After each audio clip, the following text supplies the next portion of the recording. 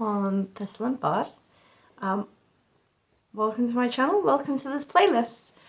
We're gonna, in this playlist, I'm going to focus on something I get asked a lot on my Instagram and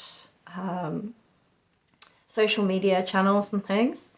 And that is about colouring, because I do a reasonable amount of colouring books, and yeah, so we're going to go and talk about colouring and things, and this one is mainly kind of sort of an intro. So if you are familiar with things like alcohol markers and pencils, or you have your own preferred medium and things, I work with whatever I think is suitable at the time. So I might use watercolour, or markers, or colour pencils, or just graphite pencils. But yeah, you might want to, you might not necessarily want to watch this video. That seems really strange to say that on a YouTube channel, but anyway, so we're going to cover that.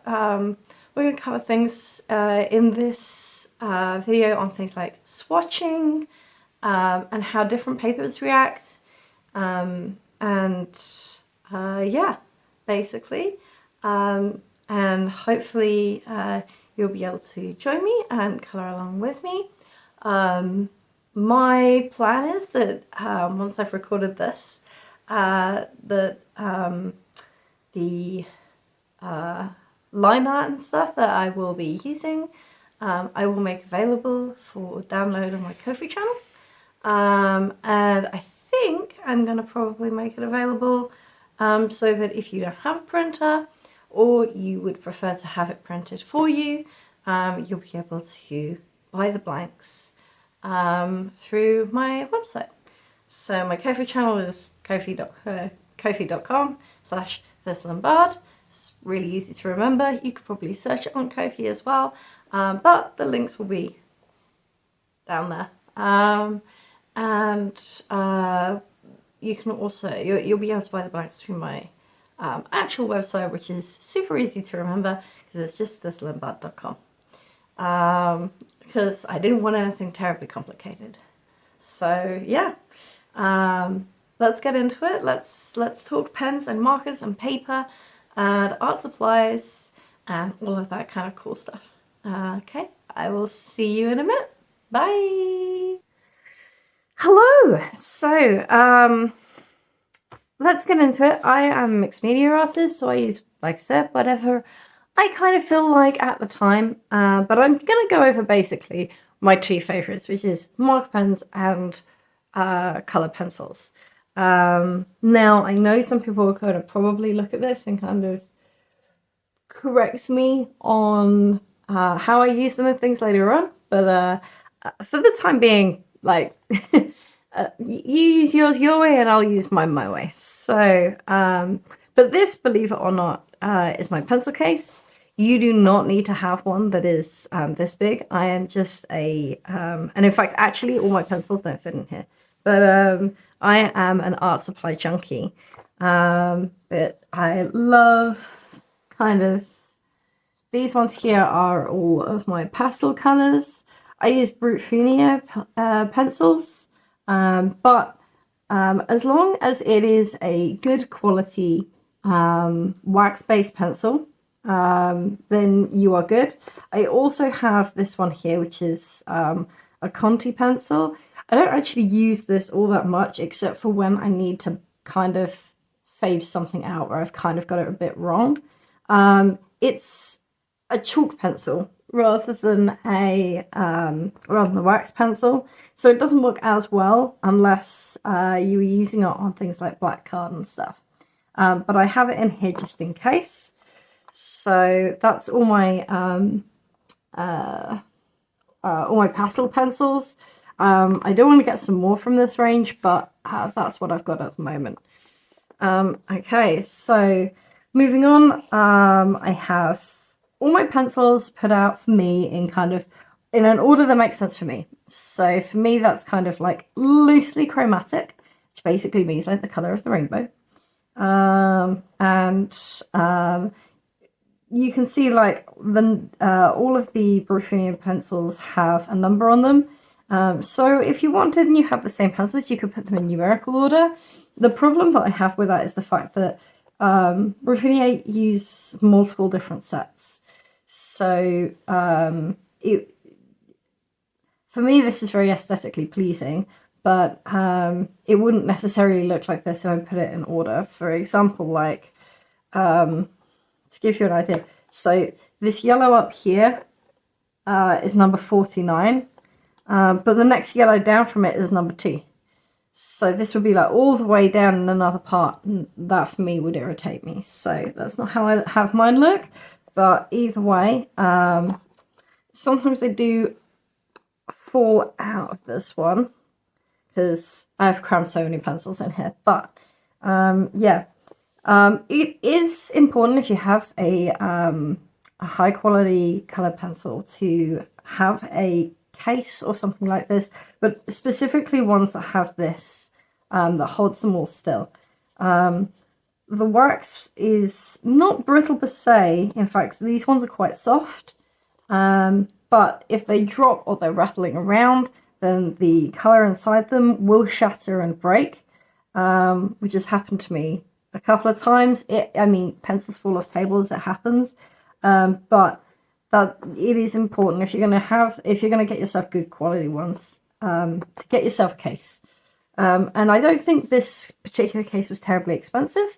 I think it holds a lot of pencils, and I think it was about maybe 12, 15 quid. So yeah.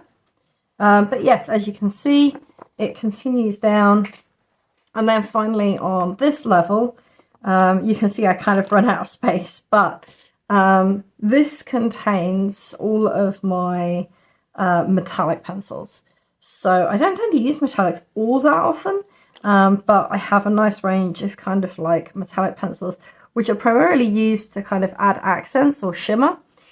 I don't tend to use them all that much because when videoing something, it doesn't kind of reflect well on camera. It looks great on the piece, but you guys can't see it. So, which is why most of them are kind of like untouched. These ones are actually relatively new. I got them at Christmas. So I've basically swatched them. We'll go into what that is in a minute when we come to markers and stuff. It's always a good idea to swatch them.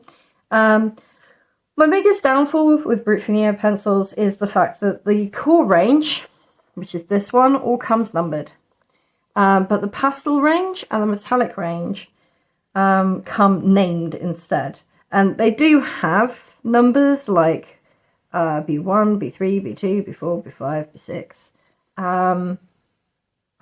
But they also come with things with names like Phlox, Orchid Mist, Regatta, Bijou Blue. And that's the same with the pastels as well, the pastel coloured pencils as well. Not pastel pencils, that's a different thing entirely. So like this one here is Chartreuse Green. And then we've got this one up here, which is Cosmos. Lilac is obviously lilac. But yeah, you'll find this, and the pastel coloured ones don't even have really numbers. They have this B1225, which means nothing in comparison to the rest of the set. You can see from the look of them that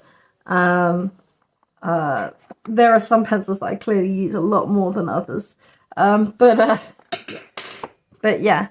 So, anyway, so you'll find that the name plus number is something that's also common in marker pens. But yeah, so these are my preferred pencils. They are not specialist pencils in the sense that, like, I have one Conti pencil, but these are not Derwent. These are not Derwent Intense pencils or anything like that. I got these ones off Amazon, and they are not the most expensive. I mean, they're not the cheapest, but they're not the most expensive ones in the world. And they work for me, and I enjoy using them, which is the most important thing, really.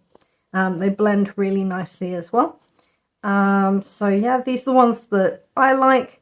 But realistically, if you're going to get color pencils, you just want ones that are soft wax. And that's kind of important because that if they're hard or they're made of graphite, like colored graphite, they won't blend. So you want soft wax, and you want ones that kind of have a high pigment rate. So they come out like you see on the wrappers, because otherwise it makes things complicated. And you're going to spend a lot of time trying to work with it, which isn't always fun. Sometimes it is, sometimes it isn't.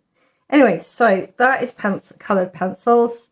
And obviously, if you have coloured pencils, you are going to need a sharpener and an eraser. Neither of these have to be particularly expensive. This is my preferred sharpener. It is literally, I think it cost me less than 50p. It doesn't have to be anything particularly special. The reason I like this one is because it's got a large and a small. Not because I have a concept pencil that needs consistent sharpening or anything like that, although that one does do this.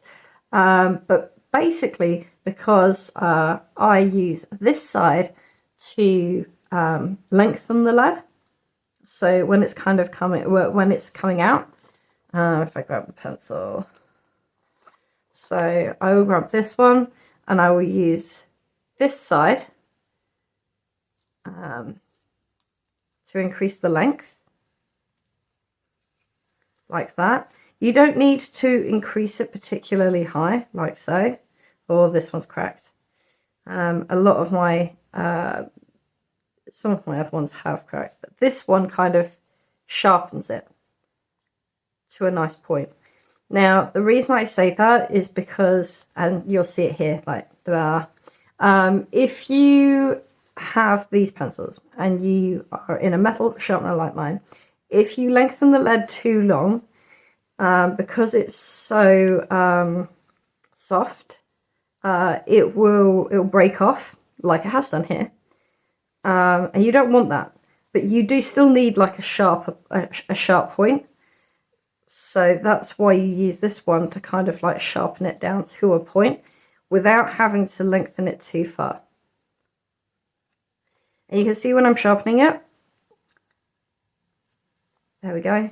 You can see when I'm sharpening it that I'm not there kind of like turn and turn and turn and turn. I'll turn a little bit, I'll take it out, I'll have a look. And that's pretty much perfect, to be perfectly honest. You don't need anything too sharp for this. But yeah, having a pencil that's kind of like, you know, there's enough lead for you, there's enough lead here for you to work with, without it being too long, so when you're kind of like colouring with it, it's kind of breaking away in your hand and stuff. And you don't want it too sharp so that it's the needle point end you've established snaps. That's just not necessary. But anyway, so yeah, obviously, if you have a sharpener like mine, you're going to need like a little jar or something in order to put all the shavings and things in, which is what I have here. This gets full, and then I just, you know, put it in the bin. But yeah, so that's that. Erasers don't have to be anything special either. Most erasers will work. A lot of people don't realise that you can erase coloured pencils.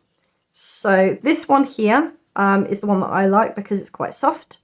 And literally, like, I got this because it looked cute, beyond it having any other favourable qualities. But yeah, you can, the benefit of having one that has this slider down the side is the fact that if you want a sharp edge, you can trim it.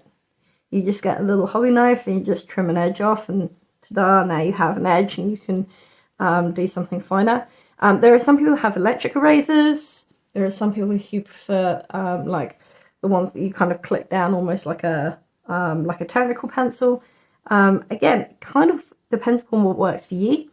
But what I would say is if you're going to be colouring over colour pencils and you're wanting them to erase some things, you don't want an eraser that's too hard. You want one that's kind of like, you can see this one bends a lot. You want one that's kind of like fairly putty, fairly soft, yeah, you know, you don't want one that's going to start kind of taking away the paper, because once that happens, it's almost impossible to blend pencils together again. So yeah, so that's that.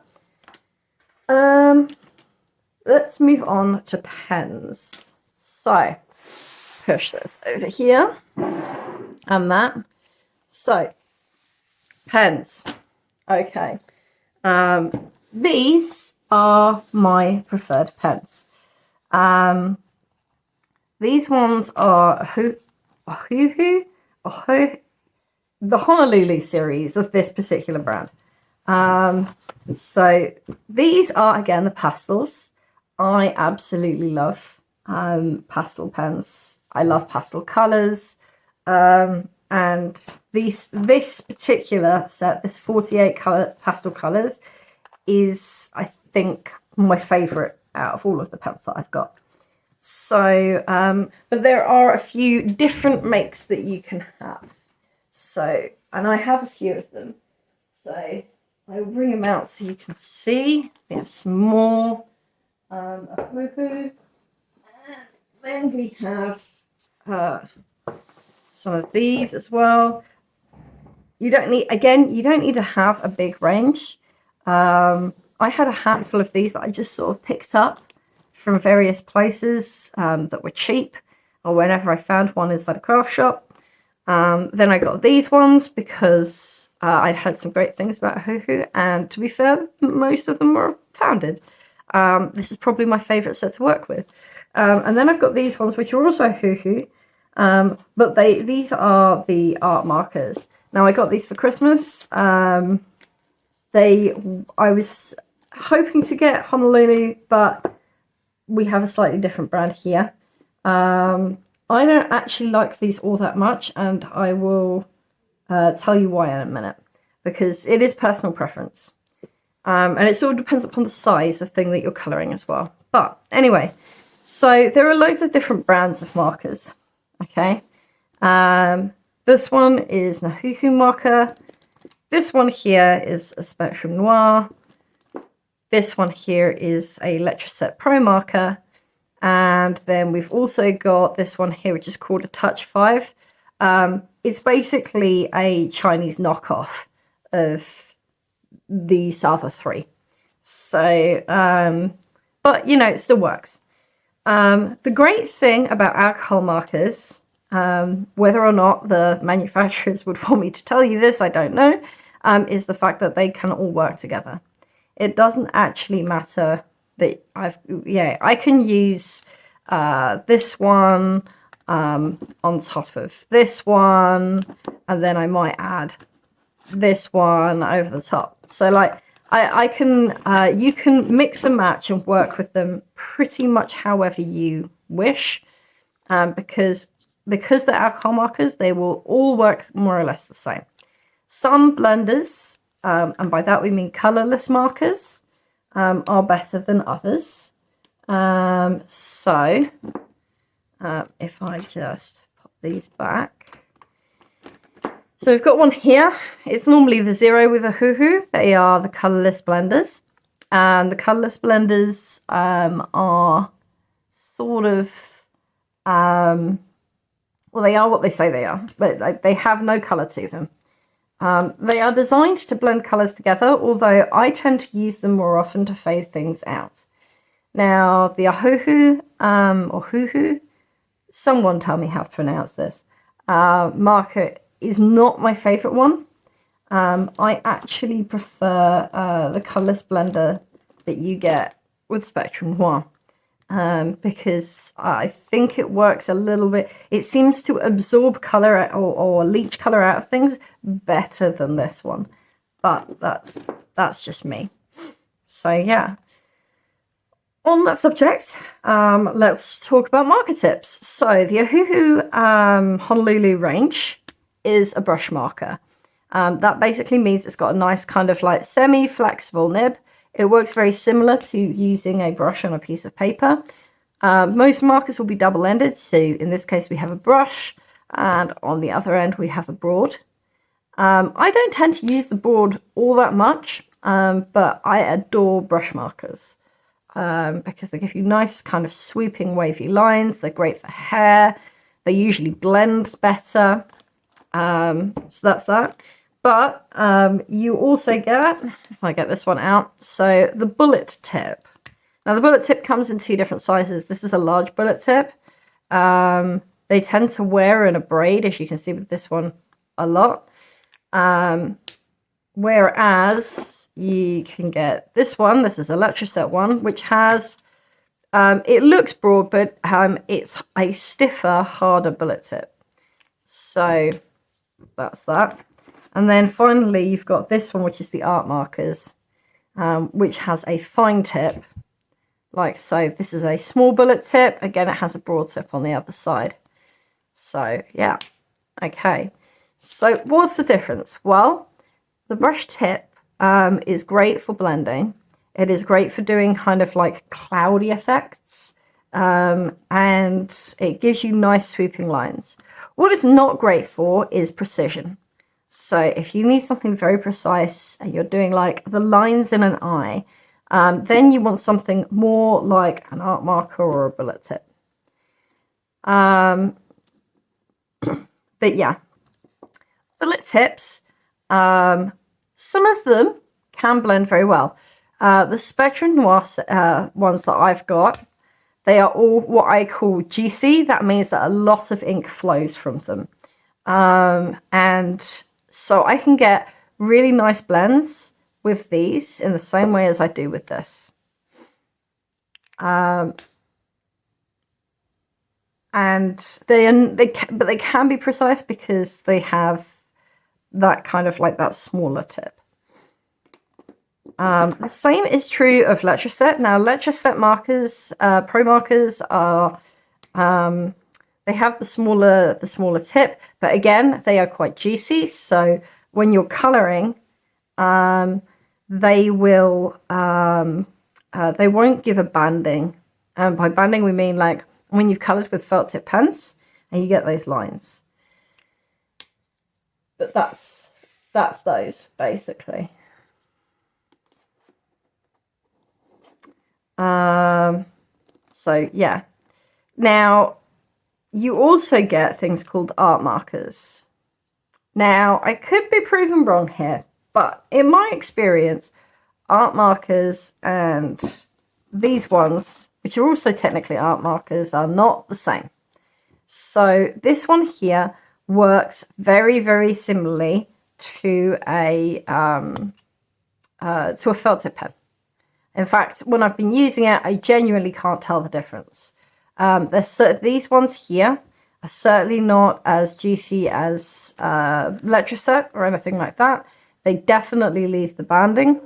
So the lines you get when you're colouring with a felt tip, and in all other regards, they feel very much like a felt tip. So yeah, each of them kind of have their uses. So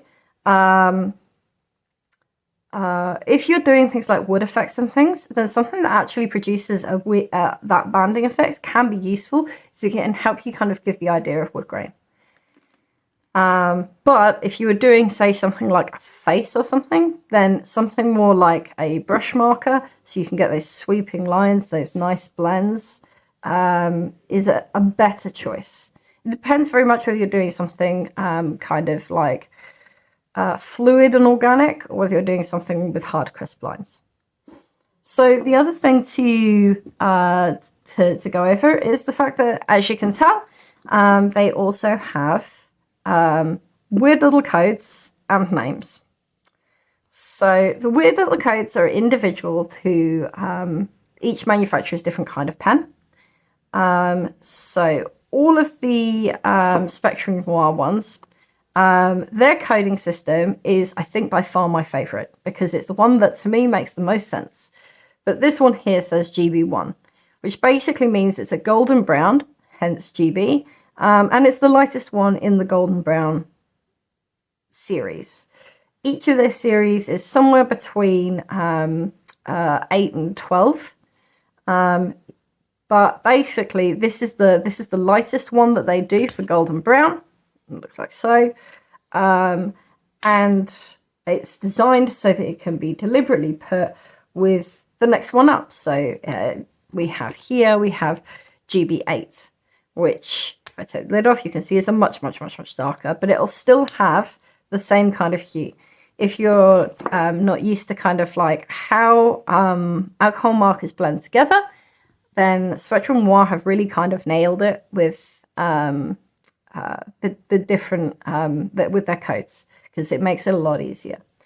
The same is true with their reds and things, but the good news is that because you have things like colorless blenders, you can kind of break the code if you like. And for example, I can use a CR8, which is a cerise red or a pinky red, number 8, which is a darker version, and then shade it with a DR5, which is a dark red 5, and it'll work and look fine. So yeah, that's how that works. With Ohuhu, I have yet to work out their system. I'm sure it makes sense if you have the full set on like a rack, but I tend to keep them inside their bags, so they're a little bit easier to move around and they're a bit more transportable. So for me, the names are slightly more important. So this one here says bright blue. It is what it says on the tin. But some of them are a little bit more funky. So for example, this one here is a yellow and it's called Calamansi. That means almost nothing to you, me, or probably anyone else. So for that purpose, we have kindly supplied to us in the Ohuhu, but you can create your own. This is just a hard kind of like 280 card or cardstock, and it'll have little squares, and this is a swatch card. So there's one here for each of them, and the idea is that it doesn't leach through all that much. And as you can see, just kind of going through here, it kind of gives you an idea of like what the color will look like. So for example, let me see if I can find the bright blue, crystal blue. There we go. It's just here. So bright blue is great because it is what it says on the tin. You can kind of see how the color that it'll come out here, and it is actually a bright blue. Whereas if I find Calamansi, apart from the fact that you can tell that it's yellow because of the color top, you'd have no other way of knowing like what that yellow was purely from the name. So that's why swatch sheets are great, because they are like they do help when picking colors. Now the downside of a swatch sheet in this case is this is a very matte card, and depending upon what papers you use your markers on will affect the color a little bit. So if you have a very porous paper, the color that you'll get will be a bit bleached out because it's sunk into the paper like this. So this is matte, has no coating. You can kind of see from the other side where the color is kind of going through.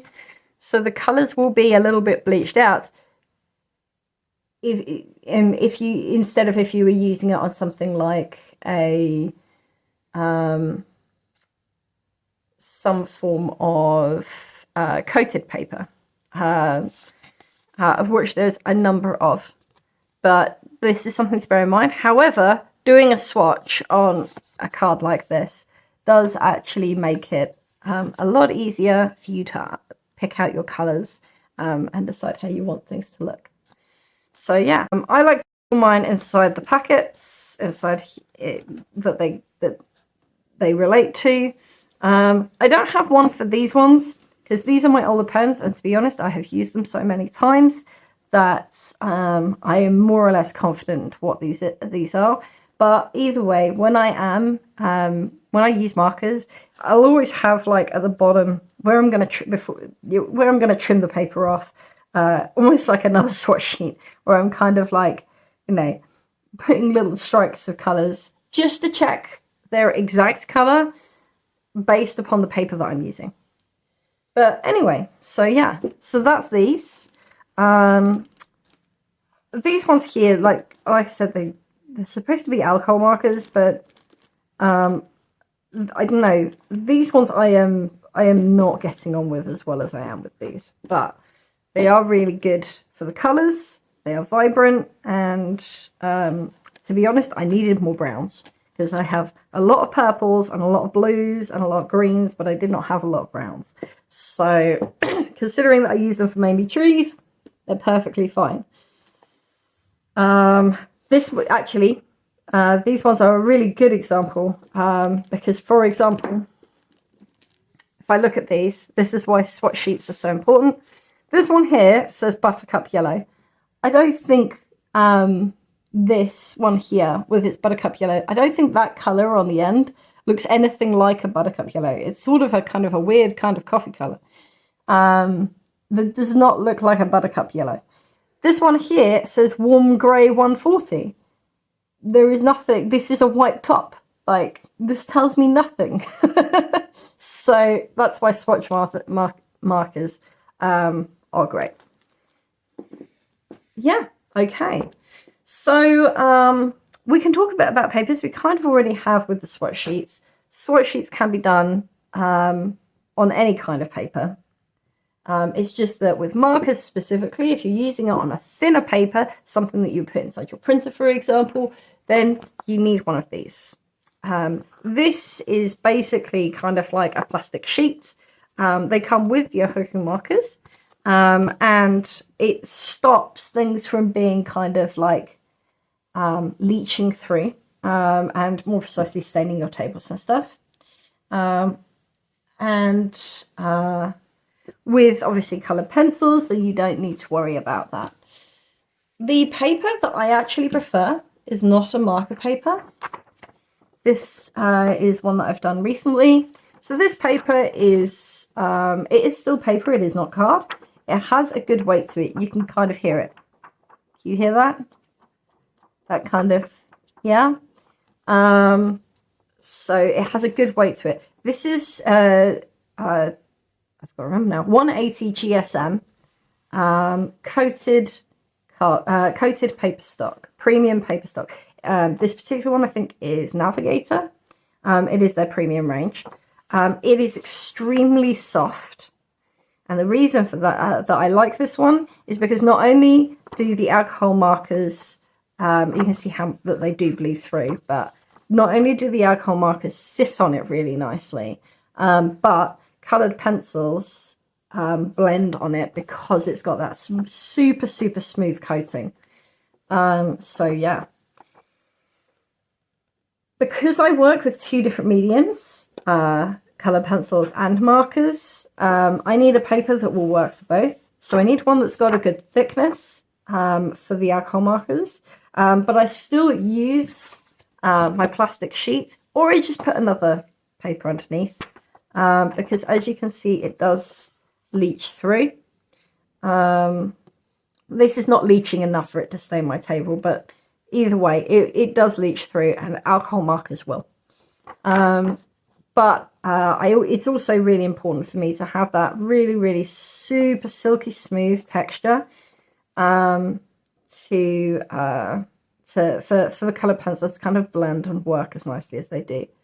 What I don't want to use is something like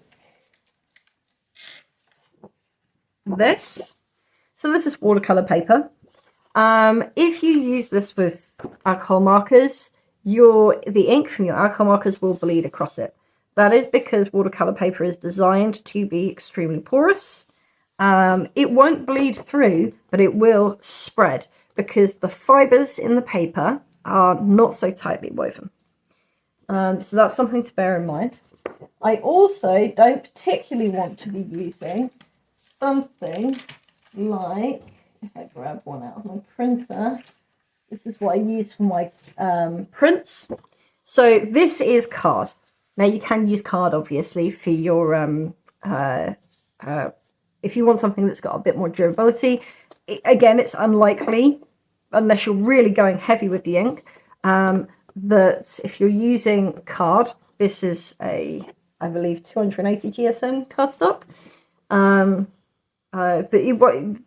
Your markers probably won't bleed through. You'd have to really work hard to make them do so. But the reason I don't want to use this has nothing to do with it being expensive, more expensive than paper or anything else like that. It is because this has a UV coating. So this is great for printers. Printer ink is not like alcohol inks. And the printer ink will stick to this. But if I use an alcohol marker on this, it will work for a period of time, almost like a board marker. It will stay wet for a while. And even though the markers stay wet on a more porous paper, like this one, I don't want something that's going to leave me with ink that is sat on the top, because otherwise when I use my pencils are going to move and smudge this, and it will basically become a smudgy mess. So yeah, so that is a brief guide, very brief guide into paper types and the kind of basics that you'll need. You do not need to have anything super special, especially if you are just thinking about getting started. And yeah, this is just my preferred collection. And you are, you'll almost certainly find your own that you are more in tune with.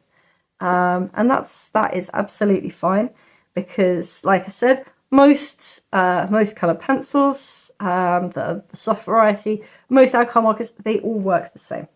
So yeah, if you don't want to get a branded marker like Spectrum Noir or a Hoo-Hoo, you've obviously also got the Letraset ones and Pro markers and things like that. If you don't want to do anything like that, you can get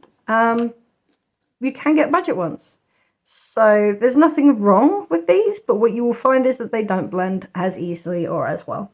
However, if you're using them for the reasons that I use them, which is as an underpainting, these will work just as well, and they are a fraction of the price. They don't come in all of the colours, and they will often vary very much from what's on the lid. For example, if I take Fruit Pink off, this one's actually not too bad, but when I colour with this, it will come out far more pink than orange. But yeah, so there are ways to do this for every budget.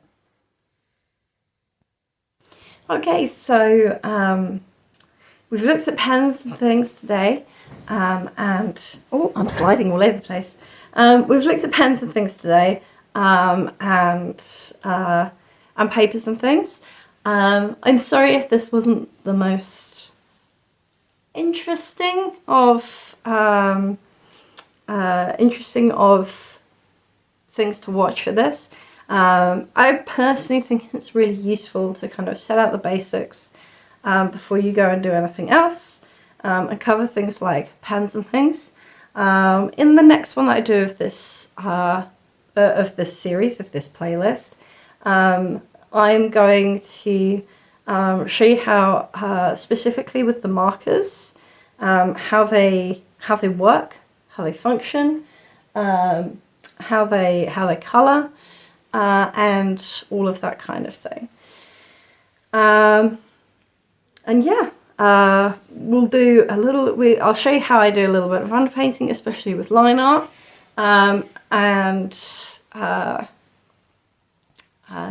yeah, basically all the fundamentals of that bit, and we'll start work on the first piece. So I hope you enjoyed this. If you do, I've watched a lot of YouTube. I believe this is the correct moment, right, to put it down. If you could give a like, which I think is in that corner down there, and a subscribe, that would be great.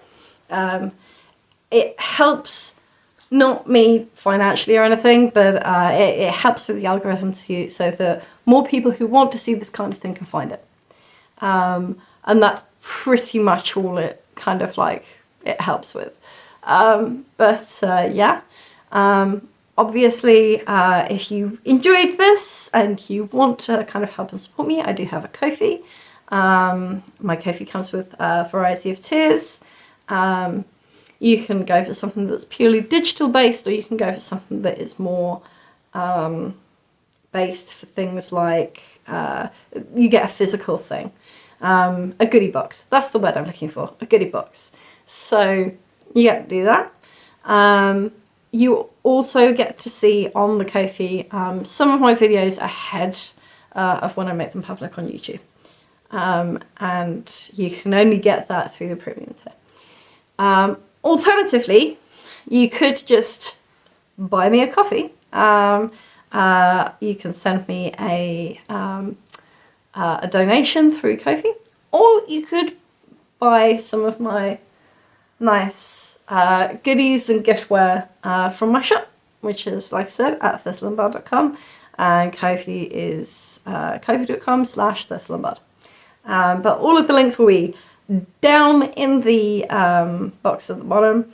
And yeah, if you enjoyed this, let me know. Send me a comment. I've never had a comment ping at this point, so it would be fantastic to kind of have one. Send me a wave, your favorite emoji, something along those lines. I would love to know if you've kind of made it this far. So, and yeah, I will see you next time for another little tutorial on markers and colour pencils. Alright then, till then, bye!